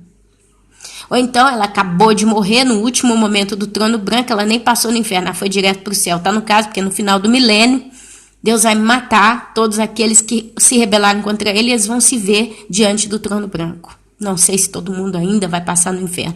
Uma coisa é certa. Todo aquele que não tem o nome escrito no livro da vida vai comparecer diante de Deus, diante do trono branco. Céus e terras passarão, e eis que vi um grande trono branco. Quando a pessoa chegar ali, esses livros serão abertos. Quais livros são? O livro da vida, mas a Bíblia não fala qual é o nome dos outros livros. Então, muitos teólogos dizem que tem o tal do livro da memória, o tal do livro de não sei o quê. Eu não vou dizer que tem esses livros, porque eu nunca achei o nome deles na Bíblia, mas entender que um livro de memória possa existir e ser aberto tem um pouco de sentido, porque memórias são as lembranças. Porém, eu acredito que vai muito, muito, muito mais além de tudo isso que a gente imagina, porque nós não temos noção do que está lá no céu. Mas a realidade é que esses livros serão abertos. Deus não vai abrir um livro que está escrito sem nada, está em branco. Ali vai estar escrito todas as obras. Ali está escrito todas as intenções, todos os pecados, todas as coisas, meus amados. Tudo que nós fazemos nessa terra é registrado. É por isso que Deus, ele vai julgar os homens. Mas ele não precisa desse livro para ele, porque ele já é onisciente, é o que eu disse, ele já sabia, ele fez o vaso para a honra e o vaso para a ira. Todos vão dar glória a Deus no final. Tudo é para a glória de Deus. Mas como que a pessoa que está ali diante do trono branco, eu vou falar uma palavra muito pobre, mas é muito pobre, mas justo para ir direto no entendimento de quem está ouvindo, vai aceitar ser julgado. Vai aceitar entender que Deus tem razão. Como que uma pessoa vai dizer, ok, eu mereço ser condenado? Porque quando Deus abrir os livros e começar a falar, mostrar, explicar, não sei qual vai ser o grau de conversa que Deus vai ter com essas pessoas, uma coisa é certa, é com muito amor. Porque a Bíblia diz que Deus ama até aquele que vai ser perdido, até aquele que é condenado. Deus o ama. E essa pessoa vai ficar tão constrangida diante do amor de Deus. Porque Deus não vai falar cuspindo fogo. O fogo já está lá. O fogo está reservado. Eu acredito que da pessoa de Deus, da presença de Deus, não pode sair um Deus que urla, que grita, que bate a mão na mesa, pega o martelo e faz aquela bagunça e xinga. Basta você ver como que o Espírito Santo nos convence do pecado e do juízo. Basta você ver. E a Bíblia diz que Deus é imutável. Ele é o mesmo, hoje, ontem, sempre. E eu acredito que do mesmo jeito que Deus ele convence o pecador hoje do pecado e do juízo e o leva ao arrependimento hoje, e essas pessoas aceitam e se convencem e se fazem a diferença, lá no trono branco, ele também vai convencer o homem do pecado e do juízo. Quer dizer, se a mente de tantos for acauterizada no tempo em que eles viveram no mundo e aprontaram o que eles quiseram e tiveram todas as suas coisas feitas e más, lá no dia do trono branco, essa cauterização, esse bloqueio, porque Deus entregou eles nas suas próprias concupiscências. Deus entregou. Você quer pecar? Não tem outra solução. Eu sei que você não vai mudar nunca. Peca. É isso que você ama. Você ama a rebeldia, você ama a maldade, você ama a perversidade, você ama os vícios. Vai. Deus entregou. Mas lá no céu, Deus vai trazer a consciência dessa pessoa num grau de consciência, né? A consciência em um grau de consciência. Quer dizer, provavelmente o mesmo senso de arrependimento que nós sentimos aqui agora e aceitamos o nosso Senhor Jesus como Senhor da nossa vida, eles vão sentir lá. Mas não vão mais poder aceitar, eles não vão mais poder pedir perdão, eles não vão poder mais consertar, porque acabou, eles morreram. Deus vai mostrar para eles, inclusive às vezes, que ele se manifestou procurando atraí-los com seu amor, mas eles negaram. Deus, ele tem escrito, meus amados, tudo. A Bíblia fala que quando um santo se arrepende, né? Antes ele era pecador e ele então se arrepende, então ele torna-se santo. A Bíblia diz que Deus lança no mar do esquecimento todos os nossos pecados passados. Ora, se Deus lança no mar do esquecimento os nossos pecados, porque nós somos justificados pelo sangue de Cristo, aqueles que não são justificados pelo sangue de Cristo, significa que Deus não lançou o mal que eles fizeram no mar do esquecimento.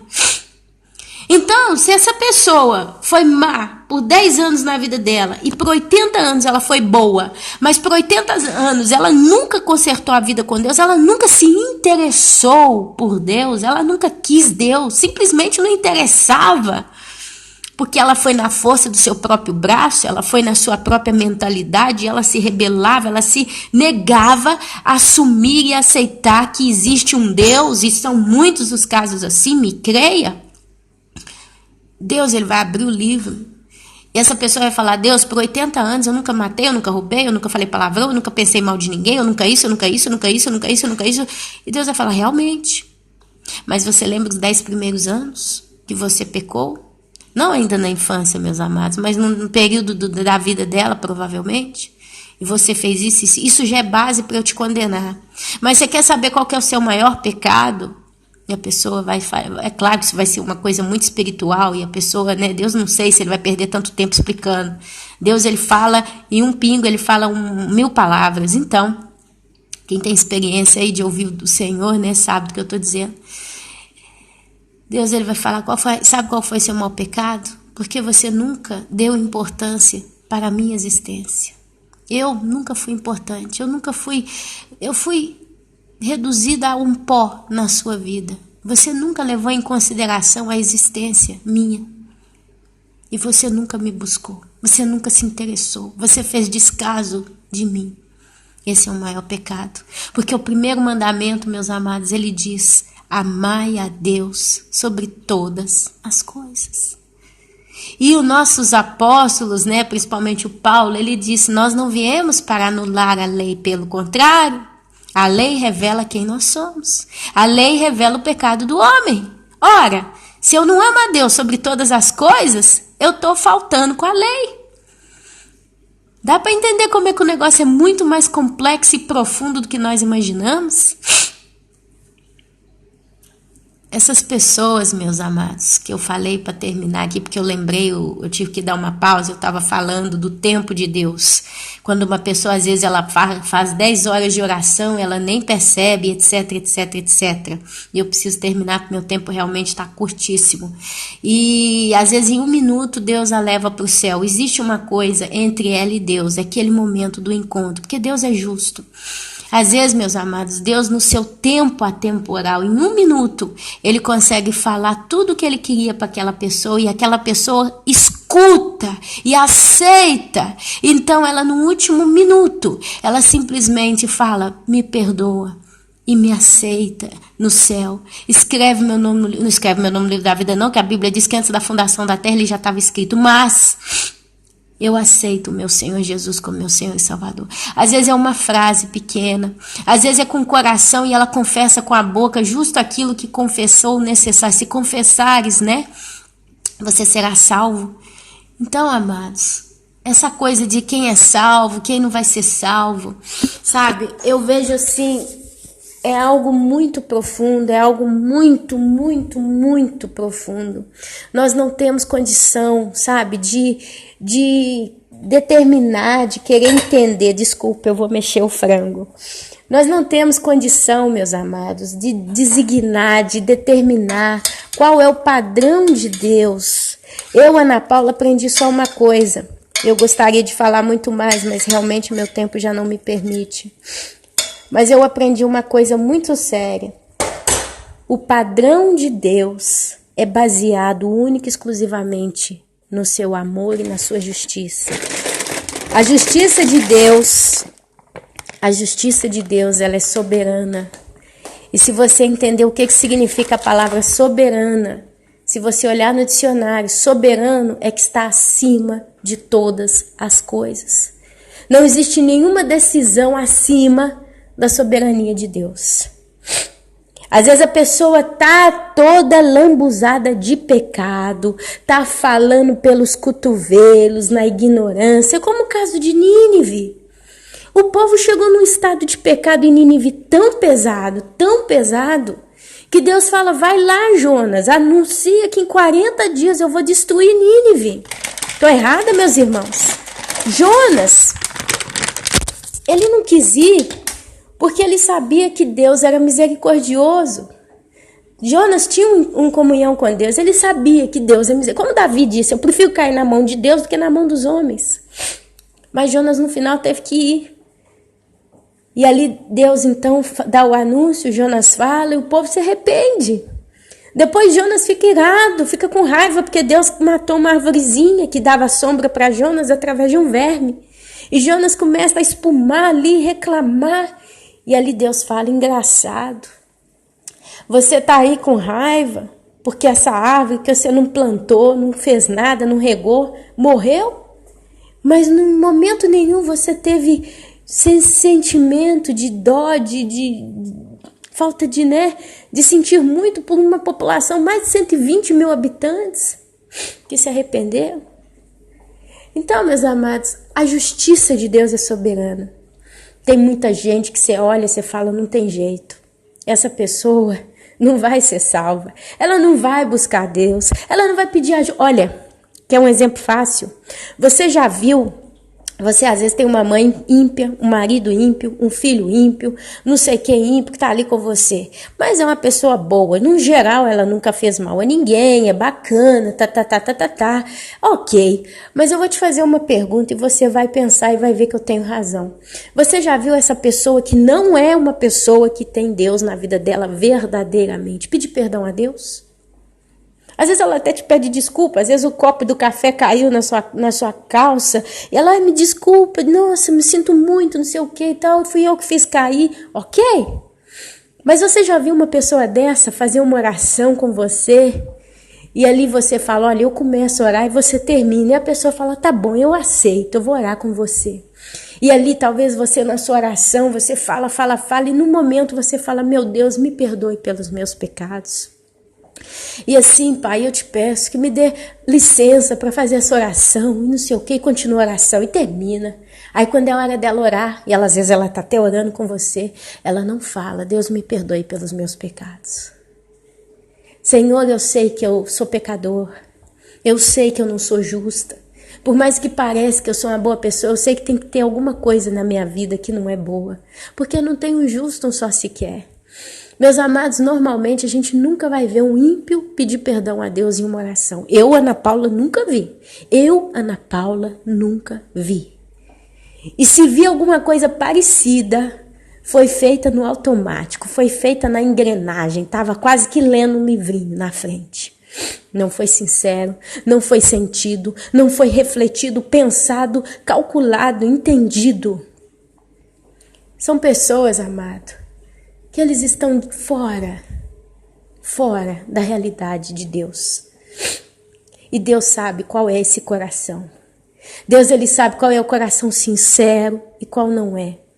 Tem gente que está falando à torta e à direita. Deus assim, Deus assado, e Deus daqui, Deus dali, e fala daqui, e solta de lá, e apronta e tal, e tal, e tal, e tal, e tal. Mas lá no âmago do seu coração, qualquer coisa que acontece, essa pessoa, ai meu Deus, me ajuda. Ai meu Deus. Sabe, são pessoas que às vezes quando elas vão deitar para dormir, elas sentem aquela tristeza lá no âmago da alma, do espírito. Chora, sente tristeza. E essas pessoas não conseguem assimilar que é Deus que as está atraindo. E elas estão indo. E vai chegar um momento, no último minuto, que elas vão se render. A palavra fala muito do se render a Deus. Então, meus queridos, quanto à salvação, quem vai ser salvo, quem não vai ser salvo? Homens, imagem e semelhança de Deus. Exclusivamente, Jesus morreu para todo aquele que crê. Mas homens, Jesus não morreu pelos anjos. Jesus não foi crucificado pelos anjos, para os anjos. Jesus foi crucificado para os homens, filhos de Adão. E eu espero, meus amados, que aqui eu possa ter deixado talvez um pouco do que eu queria dizer, eu possa ter conseguido expressar um pouco do que já há um bom tempo eu gostaria de conversar com os irmãos. Esse é um assunto que uma coisa puxa a outra, eu sei disso, e eu tô aqui, sabe, querendo falar muita coisa.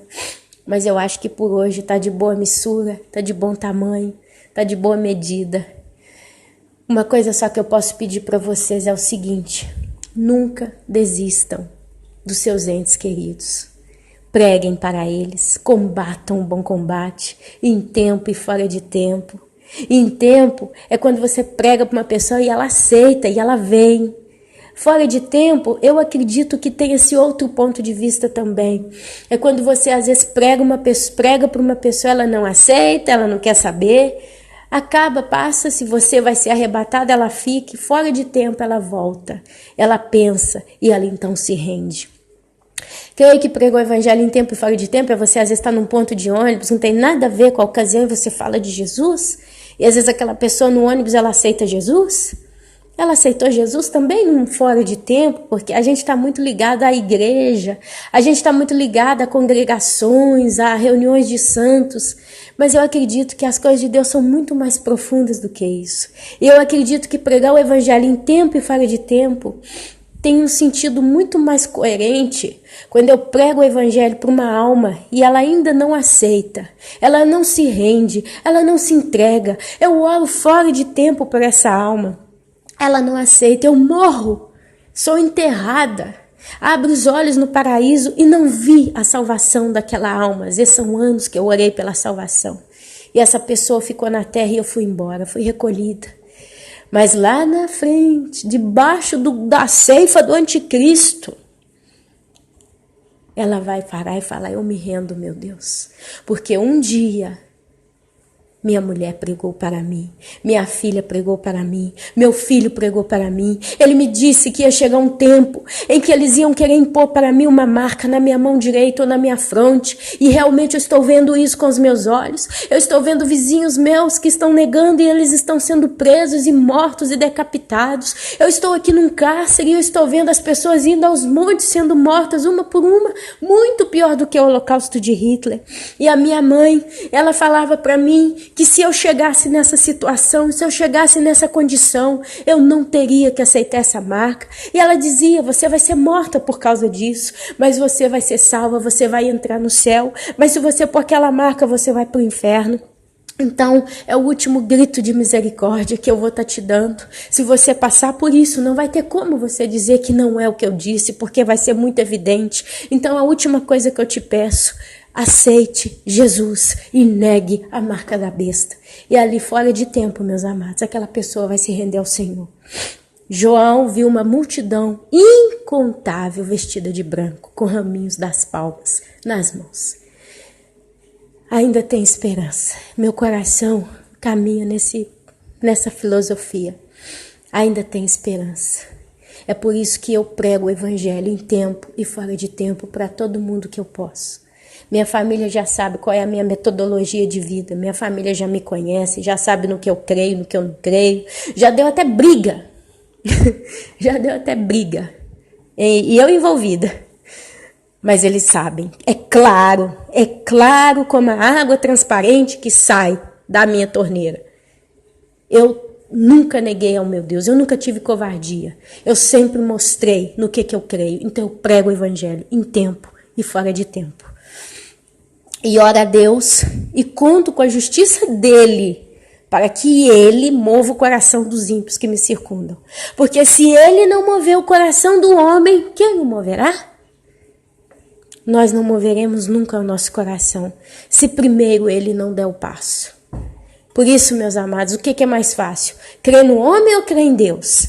Crer que o homem vai mover o coração para Deus ou crer que Deus vai mover o coração dele para o homem e vai atraí-lo com o amor? Então é mais fácil pedir para o homem se arrepender e dar testemunho para ele? Ou é mais fácil dar testemunho para o homem, pedir para ele se arrepender, mas interceder diante daquele que pode tocar o coração do homem? E esperar na justiça de Deus. Muito pode a oração do justo na sua eficácia. Lembre-se, não tem um justo, um só sequer.